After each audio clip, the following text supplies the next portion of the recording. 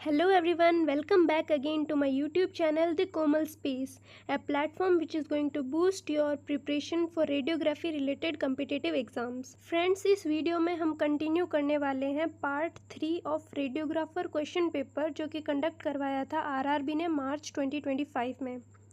पहले के दोनों पार्ट्स मेरे चैनल पे अवेलेबल हैं, सो वो अगर आपने नहीं देखे हैं तो आप जाकर वहाँ देख सकते हैं। So let's get started with question number 21। What is the main safety feature of a dark room hopper used in radiography? यानी हमसे पूछा जा रहा है कि जो डार्क रूम हॉपर यूज़ होता है रेडियोग्राफी के अंदर उसका मेन सेफ्टी फीचर अपन से पूछा गया है। तो फ्रेंड्स, डार्क रूम हॉपर जो होता है ये किससे कहा गया है? यहाँ पर ये कहा गया है पास बॉक्स को। किसे कहा गया है? पास बॉक्स को। तो फ्रेंड्स, आपने जब भी डार्क रूम का डिज़ाइन पढ़ा होगा तो उसमें इक्विपमेंट्स में आपने पास बॉक्स ज़रूर पढ़ा होगा। पास बॉक्स क्या होता है? जैसे एक डार्क रूम होता है और एक एक्सरे रूम होता है। इन दोनों की जो वॉल होती है बीच की, उस पे वॉल पे एक माउंटेड इक्विपमेंट होता है जिसे हम कहते हैं पास बॉक्स। इसका क्या काम होता है? जो भी अनएक्सपोज्ड कैसेट्स होती हैं उन्हें डार्क रूम से एक्सरे रूम में भेजना, और जो भी एक्सपोज्ड कैसेट्स होती हैं उन्हें एक्सरे रूम से डार्क रूम में भेजना। कैसे? इसमें दो डोर होती हैं, इंटरलॉक जो डिज़ाइन है उनका वो होता है, लाइट टाइट प्रूफ होती हैं वो। अगर एक साइड की डोर ओपन होती है तो दूसरे वाले की नहीं खुल सकती है, दूसरे साइड की, और अगर दूसरे साइड की डोर ओपन है तो फर्स्ट वाली साइड की नहीं खुल सकती है। तो ये कैसेट ट्रांसफ़र कैबिनेट जो है वो होता है एक डार्क रूम हॉपर या फिर पास बॉक्स। तो अब हम एक बार ऑप्शंस को देख लेते हैं कि कौन सा जो ऑप्शन है वो एकदम करेक्टली डिफाइन करता है एक डार्क रूम के पास बॉक्स को।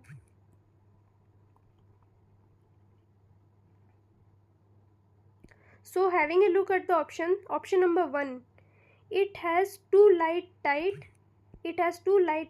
and X-ray proof doors that cannot be opened simultaneously।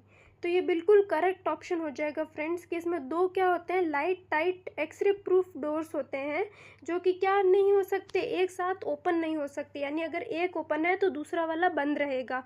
तो यही हमारे एक डार्क रूम हॉपर और पास बॉक्स का मेन सेफ्टी फीचर होता है और डिज़ाइन होता है। तो ये ऑप्शन हमारा एकदम सही हो गया। अब हम एक बार बाकी के रॉन्ग ऑप्शंस की भी स्टडी कर लेते हैं। Option number 2, it operates automatically when A cassette is inserted.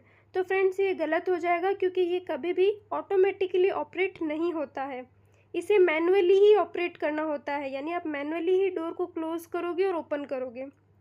Next option number 3, it develops film instantly. तो फ्रेंड्स, फिल्म डेवलपमेंट से इसका कोई रोल नहीं है, ये जस्ट एक ट्रांसफ़र कैबिनेट है। तो ये ऑप्शन भी गलत हो जाएगा। फिल्म को डेवलप करने का काम डेवलपर सॉल्यूशन का होता है, तो ये गलत हो जाएगा। Next option number 4, it uses high intensity light to clean cassettes. तो फ्रेंड्स, ये भी गलत हो जाएगा। कैसेट्स को क्लीन करने में इसका कोई भी रोल नहीं होता है। Moving to the next question number 22, What is thermoionic emission in the context of X-ray tube operation?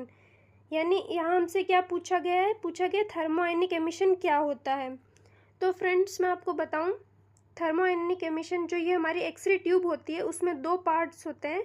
एक हमारा होता है कैथोड और दूसरा होता है एनोड। रोटेटिंग एनोड आप ले लो। तो कैथोड और एनोड। तो फ्रेंड्स, कैथोड होता है ना, उसमें क्या होता है, ये जो फिलामेंट होता है ये गर्म किया जाता है थ्रू इलेक्ट्रिसिटी। तो ये जब गर्म होता है यानी हीट को एब्जॉर्ब करके ये क्या प्रोड्यूस करते हैं, इलेक्ट्रॉन्स।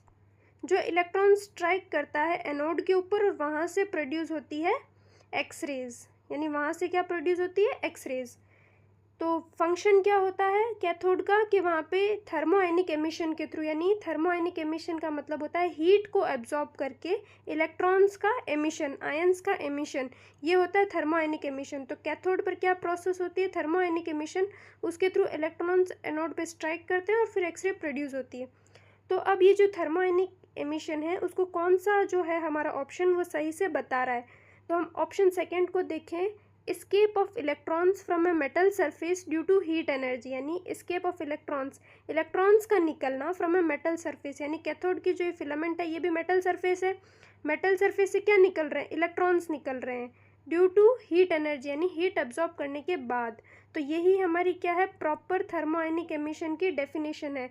तो हमारा ऑप्शन 2 जो है वो बिल्कुल सही हो जाएगा। अब हम एक बार के रॉन्ग ऑप्शंस की स्टडी कर लेते हैं कि वो कैसे गलत हैं। तो फर्स्ट ऑप्शन क्या बोल रहा है हमें, production of radiation from interaction with photons.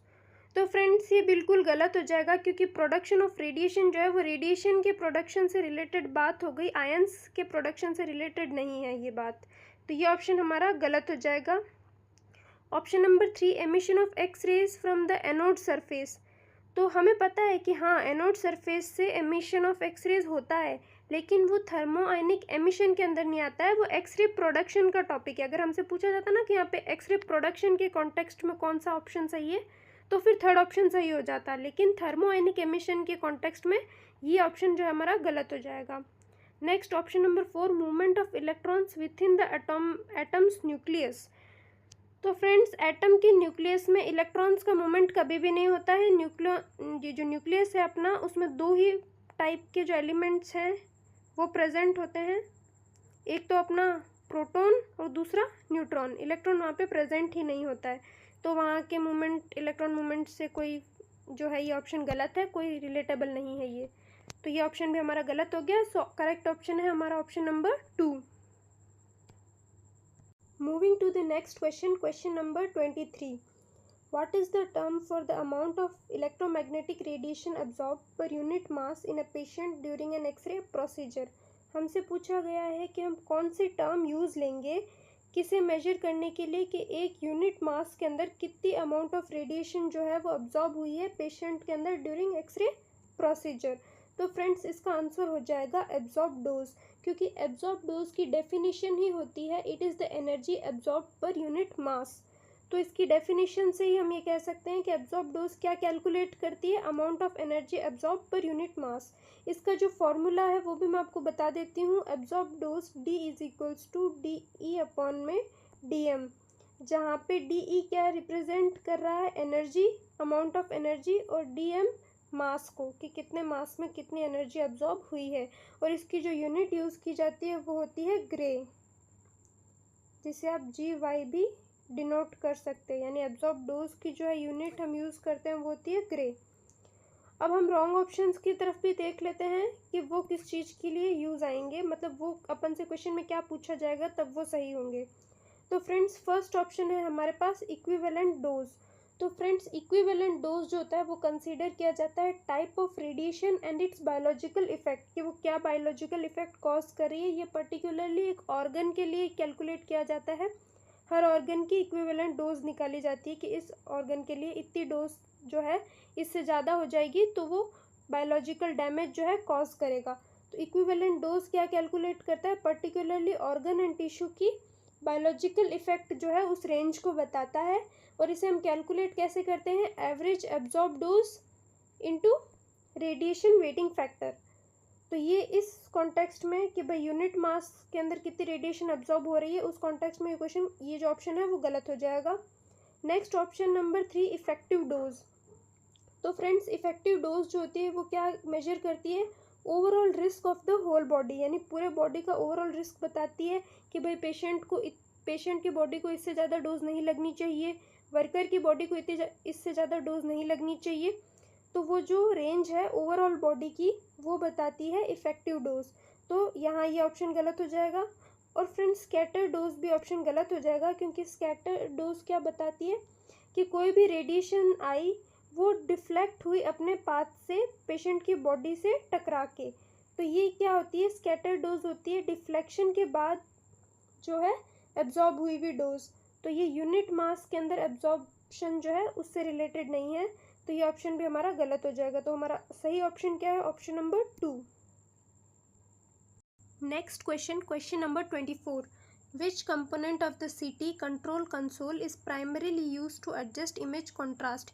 यानी कि इसमें हमसे पूछा जा रहा है कि CT कंट्रोल कंसोल का कौन सा कंपोनेंट है जो कि प्राइमरीली यूज़ किया जाता है टू एडजस्ट इमेज कॉन्ट्रास्ट। तो फ्रेंड्स, इसके जैसे ही हम ऑप्शन को गो थ्रू करते हैं तो हमें पता चलता है कि ऑप्शन नंबर 2 जो है वो करेक्ट हो जाएगा, विंडो विड्थ कंट्रोल। क्योंकि फ्रेंड्स, विंडो विड्थ कंट्रोल यानी विंडो विड्थ या फिर विंडो लेवल जो होता है वो क्या कंट्रोल करता है, शेड्स ऑफ ग्रे, यानी तो विंडो विड्थ जो है हमारी क्या कंट्रोल करता है, शेड्स ऑफ ग्रे, यानी कि अगर विंडो विड्थ नैरो है तो हाई कंट्रास्ट इमेज प्रोड्यूस होती है, और अगर विंडो विड्थ वाइड है तो लो कंट्रास्ट इमेज प्रोड्यूस करती है। ये शेड्स ऑफ ग्रे यानी लाइट शेड, डार्क शेड, ये सब कुछ जो है विंडो विड्थ कंट्रोल करता है। तो ऑटोमेटिकली ये क्या कंट्रोल करता है? इमेज कंट्रास्ट को कंट्रोल करता है। तो हमारा ऑप्शन 2 जो है वो बिल्कुल करेक्ट हो जाएगा। अब हम बाकी के ऑप्शंस देखें तो फर्स्ट ऑप्शन क्या है? Data storage drive. तो फ्रेंड्स ये एक क्या है? ये जस्ट एक हार्डवेयर है जो कि स्टोर करता है सिटी इमेजेस और पेशेंट डाटा वगैरह। ये एक स्टोरेज डिवाइस है, तो ये ऑप्शन गलत हो जाएगा। Option number 3 image touch interface. तो फ्रेंड्स ये जो होता है सिटी गैंट्री के ऊपर जस्ट एक ऑपरेटिंग टच स्क्रीन होती है, जिससे कि आप काउच मूवमेंट वगैरह सब कंट्रोल कर सकते हो, ऑपरेट कर सकते हो। तो ये ऑप्शन भी यहाँ पे गलत हो जाएगा, क्योंकि ये इमेज कंट्रास्ट जो है उसे कंट्रोल नहीं करता है। फोर्थ ऑप्शन है इनपुट कीबोर्ड। तो फ्रेंड्स कीबोर्ड जो है वो आपको पता है इसका सीधा सा यूज़ है पेशेंट डिटेल्स और स्कैन इंफॉर्मेशन वगैरह टाइप करना और उसे टाइप करना, पर इसका इमेज कंट्रास्ट से रिलेटेड कोई भी काम नहीं है। तो ये ऑप्शन भी हमारा गलत हो जाएगा। सही ऑप्शन हो जाएगा हमारा window width control. Next question number 25। What is a common limitation of mobile X-ray units compared to fixed radiographic systems? तो फ्रेंड्स इसमें हमसे पूछा गया है कि जो फिक्स्ड रेडियोग्राफिक सिस्टम्स होते हैं, यानी जो हमारे एक्सरे रूम के अंदर जो एक्सरे मशीन होती है, और एक होती है हमारी मोबाइल एक्सरे यूनिट्स जिससे कि हम यूज़ करते हैं वार्ड रेडियोग्राफी में, आईसीयू में एक्सरे करने के लिए। तो जो मोबाइल एक्सरे यूनिट की ऐसी कौन सा फैक्टर है जो इसका जो इस्तेमाल है उसे सीमित करता है एक फिक्स्ड रेडियोग्राफिक सिस्टम से? यानी फिक्स्ड रेडियोग्राफिक सिस्टम के पास ऐसे कौन से फैक्टर हैं जिससे कि उनका यूज़ जो है वो ज़्यादा हो रहा है और ज़्यादा एफिशिएंट है, और मोबाइल एक्सरे यूनिट का ऐसा कौन सा फैक्टर है जिससे कि उसके कंपैरिजन में इसका यूज़ जो है वो कम एफिशिएंट है? तो फ्रेंड्स इसके जैसे ही हम अब ऑप्शंस को गो थ्रू करते हैं तो हम देखते हैं limited tube current and power output. ये जो फैक्टर है ये बिल्कुल सही होगा, क्योंकि ये मोबाइल एक्सरे यूनिट्स की जो यूज़ है उसे सीमित करता है। कैसे? क्योंकि जो मोबाइल एक्सरे यूनिट होती है वो यूज़ होती है आईसीयू और वार्ड्स के अंदर, जहाँ पे हमारे पास ट्रांसफार्मर्स अवेलेबल नहीं होते हैं। एक हायर ट्यूब करंट के लिए, हायर पावर के लिए जो है ट्रांसफार्मर्स अवेलेबल नहीं होते हैं। तो वहाँ पे क्या होता है? लिमिटेड ट्यूब करंट होता है, और पावर आउटपुट जो होता है, दोनों ही ट्यूब करंट और पावर आउटपुट जो है लिमिटेड होते हैं मोबाइल एक्सरे यूनिट्स के अंदर। जबकि फिक्स्ड रेडियोग्राफिक सिस्टम के अंदर हमारे पास ट्रांसफार्मर्स होते हैं जो कि क्या करते हैं? वोल्टेज आउटपुट को बढ़ा देते हैं। तो ये जो फैक्टर है वो बिल्कुल सही हो जाएगा, जो कि मोबाइल एक्सरे यूनिट्स की यूज़ को लिमिट करता है। अब हम बाकी के रॉन्ग ऑप्शंस देख लेते हैं। पहला क्या है? Higher image resolution. तो फ्रेंड्स इमेज रिजोल्यूशन जो है हायर नहीं होता है। मोबाइल एक्सरे यूनिट्स के अंदर इमेज रिजोल्यूशन जो होता है वो कम होता है, क्योंकि वहाँ पे लिमिटेड पावर सप्लाई होती है और लिमिटेड फैक्टर्स होते हैं, एमएएस और केवीपी लिमिटेड होता है। तो ये ऑप्शन गलत हो जाएगा। नेक्स्ट ऑप्शन है ग्रेटर मैन्यूवरेबिलिटी। तो फ्रेंड्स ये जो है मैन्यूवरेबिलिटी बता रहा है मोबाइलिटी को, तो ग्रेटर मोबाइलिटी। तो फ्रेंड्स मोबाइल जो एक्सरे यूनिट्स होती है ये तो उसका एक एडवांटेज है कि भाई वो मूवेबल होती हैं, कहीं पर भी लेके जाई जा सकती हैं, वार्ड में या फिर आईसीयू में। तो ये उसकी लिमिटेशन नहीं है, हमसे लिमिटेशन पूछी गई है। तो ये ऑप्शन भी गलत हो जाएगा। थर्ड ऑप्शन क्या है? बुल्ट इन पैक्स इंटीग्रेशन, कि उनका पैक्स इंटीग्रेशन नहीं होता है इस वजह से। तो फ्रेंड्स आजकल जो जितनी भी आती है मोबाइल एक्सरे यूनिट्स वो सब पैक्स जो इमेज स्टोरेज सिस्टम है उससे सपोर्ट करती है, तो ये भी लिमिटेशन नहीं कंसिडर किया जाएगा। तो लिमिटेशन जो मेन कंसिडर किया जाएगा वो क्या है कि भाई मोबाइल एक्सरे यूनिट्स के पास लिमिटेड ट्यूब करंट होता है और लिमिटेड पावर आउटपुट होती है। तो ऑप्शन 4 जो है वो हमारा बिल्कुल करेक्ट हो जाएगा। Next question number 26। What is the primary purpose of intelligent collimation during mobile SIAM imaging in theater? तो फ्रेंड्स ये हमसे पूछ रहा है कि ओटी वगैरह के अंदर जब हम मोबाइल सियाम से इमेजिंग कर रहे होते हैं तब जब हम इंटेलिजेंट कॉलिमेशन यूज़ करते हैं। इंटेलिजेंट कॉलिमेशन का मतलब है कि जो हमें पार्ट देखना है बॉडी का सिर्फ उसी तक हम क्या कर दें? बीम को रेस्ट्रिक्ट कर दें। तो उसका प्राइमरी पर्पस क्या होता है? तो फ्रेंड्स मैं आपको बताऊं, जैसे कॉलिमेशन होता है उसका क्या काम होता है कि जो भी एक्सरे बीम उससे निकल रही है उसकी शेप और साइज़ को मेंटेन करना। कॉलिमेशन के अंदर क्या होती है? लेड स्ट्रिप्स लगी हुई होती है, 2 हॉरिजॉन्टल और 2 वर्टिकल। ये क्या करती है? उस एरिया को लिमिट करती हैं जिससे एक्सरे बीम निकलने वाली है। तो ये क्या करती हैं, प्राइमरी जो एक्सरे बीम है उसे रेस्ट्रिक्ट करती है, उसे मेंटेन करके रखती है, वो उतना ही निकालती है जितनी की ज़रूरत होती है, जितना कि सब्जेक्ट हमें देखना है। तो इसका जो है हमसे प्राइमरी पर्पस पूछा गया है। तो फ्रेंड्स जैसा कि हम ऑप्शन को देखते हैं, तो फ्रेंड्स इसमें जो ऑप्शन 1 है, to reduce scatter and improve image quality, ये बिल्कुल सही हो जाएगा। क्योंकि फ्रेंड्स जैसा कि हम देखिए कॉलीमेटर क्या होता है, ये लेड स्ट्रैप्स होती हैं, तो इन्हें हम एडजस्ट करके जो प्राइमरी बीम है हम उसे क्या कर देते हैं, रेस्ट्रिक्ट कर देते हैं। तो ये जो इतना ओपन एरिया है उसी से जो है क्या निकलती है, एक्सरे बीम निकलती है, और जो सब्जेक्ट ऑफ इंटरेस्ट हमें चाहिए उसी का हम स्कैन लेते हैं। तो क्या होता है, प्राइमरी बीम जो होती है वो रिड्यूस हो जाती है, यानी एक्स्ट्रा कोई भी बीम नहीं निकल रही है, तो स्कैटर भी क्या हो जाएगा, रिड्यूस हो जाएगा, और हमारी जो इमेज क्वालिटी है वो क्या हो जाएगी, इम्प्रूव हो जाएगी। तो ऑप्शन नंबर 2 जो है वो हमारा बिल्कुल सही हो जाएगा। नेक्स्ट एक बार हम रॉन्ग ऑप्शंस को भी देख लेते हैं। ऑप्शन नंबर 2 क्या बोल रहा है, टू इंक्रीज इमेज ब्राइटनेस। तो फ्रेंड्स जो इमेज ब्राइटनेस है वो कभी भी कॉलीमेशन जो है अफेक्ट नहीं करता है, इसके लिए फैक्टर्स लाइक MAS KVP वो रिस्पॉन्सिबल होते हैं। Option number 3, to eliminate the need for contrast agents.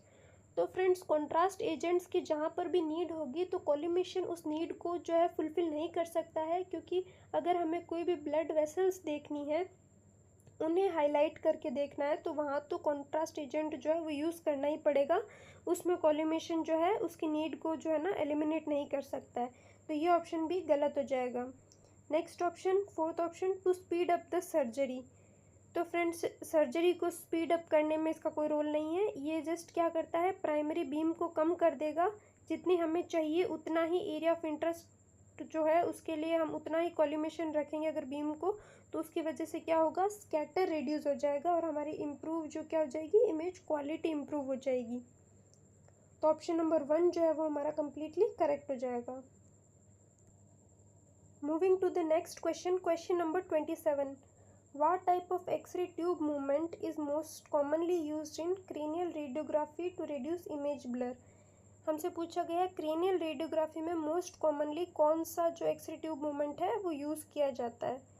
तो फ्रेंड्स इसके अंदर यूज़ किया जाता है लीनियर टोमोग्राफी। एक्सरे जो अपन करते हैं क्रेनियल का, क्रेनियल रेडियोग्राफी में लीनियर टोमोग्राफी जो है वो यूज़ होती है। तो फ्रेंड्स मैं आपको एक इमेज बेस पे बताती हूँ कि ये कैसे यूज़ होता है।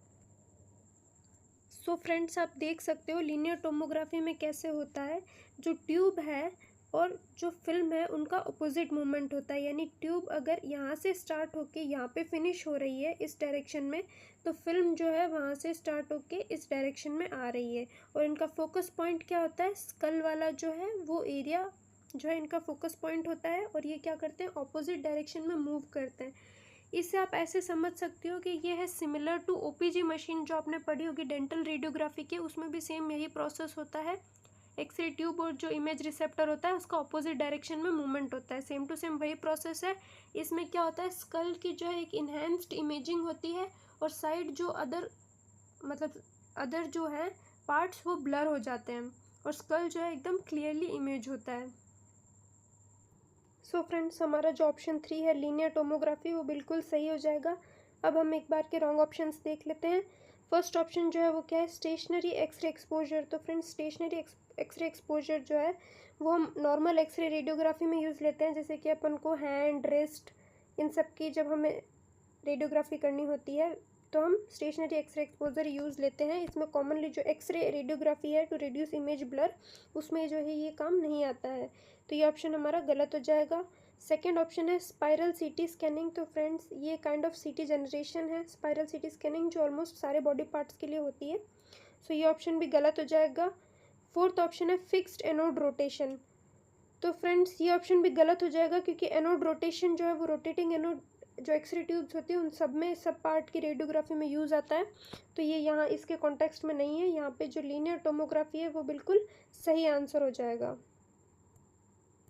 Moving to the next question, question number 28, what is the primary purpose of DICOM in medical imaging. तो फ्रेंड्स हमसे डायकॉम का जो है प्राइमरी पर्पस पूछा गया है। तो फ्रेंड्स डायकॉम की फुल फॉर्म क्या होती है, digital imaging and communications in medicine, यानी ये क्या काम आता है, ये काम आता है स्टोर करना, शेयर करना और व्यू करना मेडिकल इमेजेस को एक स्टैंडर्ड फॉर्मेट के अंदर। तो इसके अकॉर्डिंग, इसके प्राइमरी पर्पस से को देखते हुए जो ऑप्शन नंबर 3 जो है वो हमारा बिल्कुल करेक्ट हो जाएगा, to standardise the format and communication of medical images, क्योंकि यही इसका प्राइमरी वर्क है कि भाई जो भी मेडिकल इमेजेस है उन्हें स्टैंडर्ड फॉर्मेट में जो है क्रिएट करना, स्टोर करना, शेयर करना और कम्युनिकेशन में हेल्प करना। तो ऑप्शन नंबर 3 जो है वो हमारा बिल्कुल सही हो जाएगा। अब हम एक बार रॉन्ग ऑप्शंस को भी देख लेते हैं। फर्स्ट क्या है, to control the radiation dose use during imaging. तो फ्रेंड्स इसका जो है डोज को कंट्रोल करने में इसका कोई भी रोल नहीं होता है, तो ये ऑप्शन हमारा बिल्कुल गलत हो जाएगा। ये कंप्यूटर एप्लीकेशन है, कंप्यूटर सिस्टम है, तो ये रेडिएशन डोज को बिल्कुल भी कंट्रोल करने में काम नहीं आता है। ऑप्शन नंबर 2 क्या है, to compress images for storage. तो फ्रेंड्स स्टोरेज के लिए जो इमेजेस है उन्हें कंप्रेस करने का काम इसका नहीं होता है, इसका काम होता है एक स्टैंडर्ड फॉर्मेट में उन्हें अरेंज करके कम्युनिकेशन में हेल्प करना। नेक्स्ट ऑप्शन है fourth option, to store x ray films chemically. तो एक्सरे फिल्म्स को स्टोर जरूर ये करता है लेकिन केमिकली नहीं करता है, ये उसे क्या करता है, फॉर्मेट, स्टैंडर्ड फॉर्मेट के रूप में स्टोर करता है, केमिकली स्टोर नहीं करता है। तो ये ऑप्शन भी हमारा क्या हो जाएगा, बिल्कुल गलत हो जाएगा। जो ऑप्शन नंबर 3 है हमारा, to standardise the format and communication of medical images, ये बिल्कुल सही हो जाएगा। Next question, question number 29, What is the main purpose of using lead rubber aprons and shields during radiographic examination? इसमें हमसे पूछा गया है कि हम कोई भी जब रेडियोग्राफिक एग्जामिनेशन करते हैं तो जो एप्रॉन्स हैं, लेड रबर एप्रॉन्स और शील्ड्स का जो है क्यों यूज़ करते हैं। तो फ्रेंड्स इसका सीधा सा आंसर हो जाएगा, to reduce radiation dose. Radiation dose reduce करने के लिए हम जो है एप्रॉन्स और शील्ड्स को यूज़ करते हैं, क्योंकि वो क्या है, रेडिएशन प्रोटेक्शन डिवाइसेस हैं और उन्हें बनाया ही इसलिए गया है, उन्हें यूज़ ही इसलिए किया जाता है कि पेशेंट, जो वर्कर जो है, खुद को रेडिएशन डोज से प्रोटेक्ट कर सके। तो ऑप्शन नंबर 2 जो है, टू रिड्यूस रेडिएशन डोज, बिल्कुल सही हो जाएगा। नेक्स्ट रॉन्ग ऑप्शन अपन देख लेते हैं। फर्स्ट ऑप्शन क्या बोला है, to enhance digital image contrast. तो इमेज कॉन्ट्रास्ट फिर वही, इसका उससे कोई रोल नहीं है। इमेज कॉन्ट्रास्ट जो है फैक्टर्स हो गए MAS, KVP, उन पर डिपेंड करता है। कॉन्ट्रास्ट मीडिया अगर कुछ इंजेक्ट कर रखा है तो उस पर डिपेंड करता है। एप्रॉन्स और शील्ड्स का उससे कोई रिलेशन नहीं है। ये सब रेडिएशन प्रोटेक्शन डिवाइसेस हैं जो कि रेडिएशन डोज को रिड्यूस करने के लिए यूज़ की जाती है। नेक्स्ट क्या है, टू सपोर्ट पेशेंट पोस्चर। तो फ्रेंड्स पेशेंट पोस्चर जो है उसके लिए जो है रबर एप्रॉन्स और शील्ड्स यूज़ नहीं होती है, उसके लिए जो है वो सपोर्टिंग डिवाइसेस यूज़ होती है, जैसे कि सपोर्टिंग पैड्स, नेक बेल्ट, एब्डोमेन बेल्ट जैसी इमोबिलाइजिंग डिवाइसेस यूज़ होती है। तो वहाँ पे ये चीज़ें यूज़ नहीं होती, एप्रॉन्स और शील्ड्स वगैरह, तो उसमें वो यूज़ नहीं होती। नेक्स्ट, तो ये हमारा ऑप्शन नंबर 3 भी गलत हो जाएगा। नेक्स्ट ऑप्शन जो है, टू इंक्रीज एक्सपोजर टाइम। तो फ्रेंड्स एक्सपोजर टाइम जो है वो टाइमर स्विच से इंक्रीज होगा, MAS से। यहाँ लेड एप्रॉन्स और उसमें कोई रोल नहीं है, तो ये ऑप्शन भी हमारा क्या हो जाएगा, गलत हो जाएगा। सो ऑप्शन नंबर 2 जो है वो हमारा कंप्लीटली करेक्ट हो चुका है। Moving to the last question of today's video, question number 30। In the lateral skull projection, where should the collimated horizontal X-ray beam be directed? यानी हमसे पूछा गया है जो लेटरल स्कल की जो पोजीशन होती है, प्रोजेक्शन होता है, उसमें जो है हम सेंट्रल रे को कहाँ डायरेक्ट करेंगे। तो फ्रेंड्स इसका आंसर हो जाएगा option number 1, parallel to the interpupillary line at right angle to the medial sagittal plane.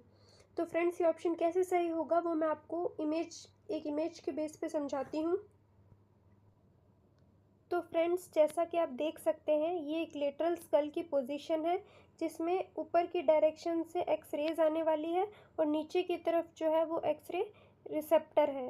तो इसमें हमारे जो सेंटर की जो है उसमें 2 प्लेन को डिस्कस किया गया, 2 प्लेन के बारे में बताया हुआ है। एक तो क्या हो गया हमारा मिड सैजिटल प्लेन। तो फ्रेंड्स मिड सैजिटल प्लेन होता है ये वाला जो बॉडी को राइट और लेफ्ट पार्ट में डिवाइड करता है। और एक हमारी बात हुई है इंटरप्यूपिलरी लाइन, यानी इंटरप्यूपिलरी लाइन वो लाइन होती है जो कि क्या करती है, दोनों आई प्यूपिल्स को कनेक्ट करती है। तो वो हो गई इंटरप्यूपिलरी लाइन। तो अब मैं आपको बताती हूँ कि सेंटर रे जो है वो कैसे काम कर रही है। तो फ्रेंड्स हमें क्या कहा गया है, सेंटर रे कैसे आ रही है, कैसे है वो, parallel to the interpupillary line, यानी ये जो है इंटरप्यूपिलरी लाइन और ये हमारी एक्सरे, तो ये आपस में क्या है, पैरेलल है।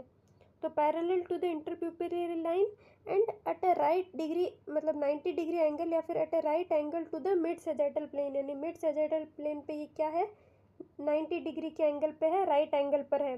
तो ये हमारा सेंटर बिल्कुल करेक्ट हो जाएगा, क्योंकि जब एक लेटरल पोजीशन होती है और उसमें जब अपन एक्सरे देते हैं तो वो क्या होती है, इंटरप्यूपिलरी लाइन के तो पैरेलल होती है और सैजिटल प्लेन से क्या होती है, राइट एंगल पे होती है। तो हमारा जो ऑप्शन नंबर 1 था वो बिल्कुल सही था। सो फ्रेंड्स आप देख सकते हो कि जो हमारा ऑप्शन नंबर 1 है, parallel to the interpupillary line at right angle to the median sagittal plane, बिल्कुल सही होता है। सो फ्रेंड्स आज की हमारी वीडियो यहीं ख़त्म होती है। बाकी के क्वेश्चंस जो है वो हम नेक्स्ट पार्ट में कवर करने वाले हैं। होप सो आपको सब कुछ समझ में आ रहा है। अगर आपको वीडियो पसंद आई मेरी तो आप इसे लाइक करना, और जो भी आपको डाउट है या कोई भी ऐसे टॉपिक्स हैं जिन पे आप वीडियो चाहते हो तो आप मुझे वो कमेंट कर दीजिए। और अगर मेरा चैनल आपको पसंद आया हो, कंटेंट आपको पसंद आया हो, तो आप मेरे चैनल को सब्सक्राइब कर दीजिए और बेल आइकन को प्रेस कर दीजिए, ताकि आगे की कोई भी नई नोटिफिकेशन आती है, कोई भी नई वीडियो मैं बनाती हूँ तो उसकी नोटिफिकेशन आपको जल्द से जल्द मिल जाए। So friends thanks for watching, have a good day.